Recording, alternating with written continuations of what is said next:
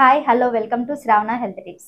Anoki Neuro and Child Care, Consultant Pediatrician and Neonatologist, Dr. Sushma గారితో ఉన్నాము. Hello అండి, నేను doctor Sushma, consultant paediatrician neonatologist, Anoki neuro and child care, Pragathi Nagar. ఎలాంటి సమయాల్లో dengue fever వచ్చిన వాళ్ళని అడ్మిషన్ అనేది అవసరం అవుతుందంటారు మేడం? డెంగ్యూ ఫీవర్ వచ్చిన ప్రతి పిల్లాడిని మనం అడ్మిట్ చేయాల్సిన పని లేదు.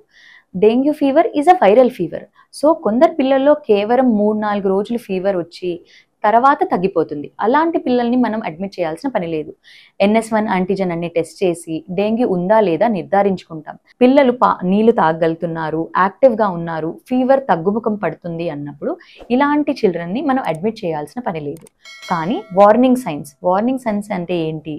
ఎక్కువగా వామిటింగ్ అవ్వడం, లేదా ఎక్కువగా డయేరియా, మోషన్స్ అవ్వడము, లేదా విపరీతమైన కడుపు నొప్పి, పొట్ట పైన భాగంలో నొప్పి అని చెప్పడము, లేదా ఎర్ర మచ్చలు ఎక్కువగా అవ్వడం, బ్లీడింగ్ అవ్వడం, ముక్కులోంచి రక్తం కారడం, లేదా చిగుల్లోంచి రక్తం కారడం, ఇలాంటి సైన్స్ కనిపించినప్పుడు ఖచ్చితంగా హాస్పిటల్లో అడ్మిట్ చేయాలి.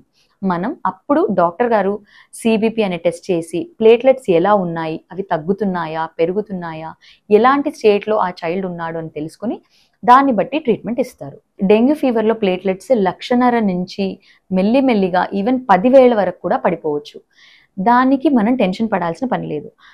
మన బాడీ ఆల్మోస్ట్ 50-60 వేలు ఉన్నంత వరకు కూడా రక్తం గడ్డ కట్టడం చేసుకోగలుగుతుంది. కానీ 20,000, 30,000 లేదా 10,000కు పడిపోయి లేదా బ్లీడింగ్ అవుతున్నప్పుడు మాత్రం అది చాలా సివియర్ డెంగ్యూ అంటాము.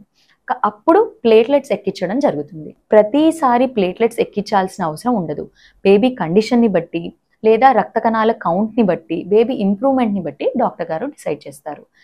లేదా next severe dengue or BP పడిపోవడం, లేదా వేరే అవయవాల మీద ఈ ప్రభావం పడడం జరిగినప్పుడు దాన్ని critical phases or severe dengue అంటారు.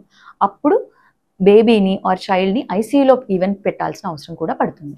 మేడం, ఇప్పుడు వర్షాకాలం సీజన్ స్టార్ట్ అయింది కదా మేడం, ఇలాంటి సమయాల్లో చిన్నపిల్లలు ఎక్కువగా ఫీవర్స్ రాకుండా, కోల్డ్ రాకుండా, కాఫ్ రాకుండా ఉండాలి అంటే ఎలాంటి ప్రికాషన్స్ ఫాలో అవ్వాలి మేడం?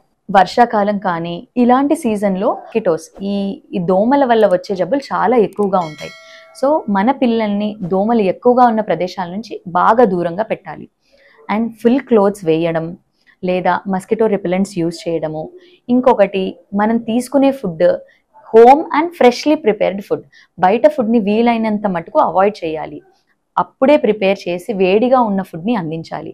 అండ్ మన డ్రింకింగ్ వాటర్ అనేది కొంచెం కార్చి చల్లార్చి అప్పుడు కానీ పిల్లలకి ఇస్తే ఇది చాలా ఉపయోగకరం. ఇంకొకటి, హెల్తీ న్యూట్రిషియస్ ఫుడ్ ఇవ్వడం వల్ల పిల్లల వ్యాధి నిరోధక శక్తిని పెంచగలుగుతాం.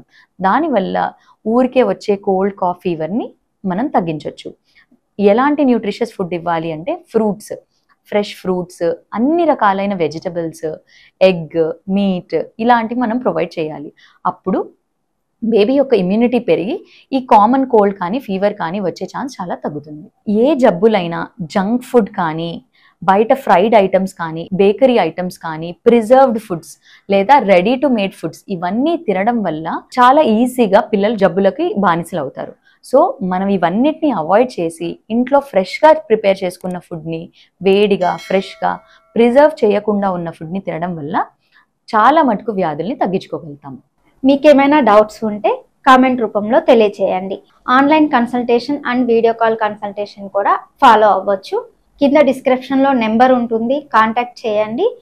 అనోకి clinic, neuro and child care. Thank you Sravani garu. చాలా మంచి క్వశ్చన్స్, కామన్ క్వశ్చన్స్, మేము ఫేస్ చేసే తల్లులకు కానీ పిల్లలకు కానీ కామన్గా వచ్చే డౌట్స్ని బాగా అడిగారు. Thank you so much. Viewers, keep watching Shravana health tips for more health related content. ఈ వీడియో కనుక మీకు నచ్చినట్లయితే ప్లీజ్ లైక్ చేయండి, షేర్ చేయండి, కామెంట్ రూపంలో కామెంట్ చేయండి. ప్లీజ్ చూస్తూనే ఉండండి శ్రావణ హెల్త్ టిప్స్. మరిన్ని అప్డేట్స్తో మళ్ళీ కలుద్దాం.